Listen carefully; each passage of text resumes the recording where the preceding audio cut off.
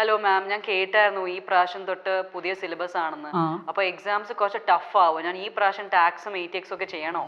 June 2024 തൊട്ട് ടാക്സിനും ATXും പുതിയ syllabus ആണ്.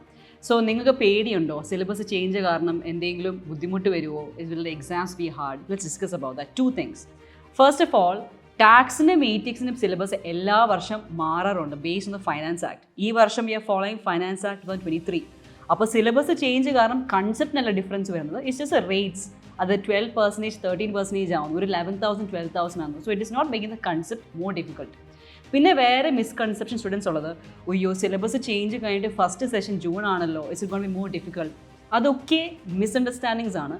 കാരണം സിലബസ് മാറിയാലും ഇല്ലെങ്കിലും it all depends on your preparation level, whether the exam will be hard or not. So syllabus change കാരണമല്ല your exams are gone be hard. പിന്നെ വേറൊരു കൺസേൺ ഉള്ളത്, how to prepare for the exams with finance act 2023. നിങ്ങൾ first timers ആണെങ്കിൽ classes ഇരുന്നാൽ മതി. My tax online classes starting on 13th March and my offline classes starting on 18th March. So sit for the classes and I'm making you do many questions and I'm also going to make you aware of what the changes are. Reset students ആണെങ്കിൽ നിങ്ങൾ compare ചെയ്യാം പഴയ സിലബസും പുതിയ സിലബസിൻ്റെയും changes എന്താണ്.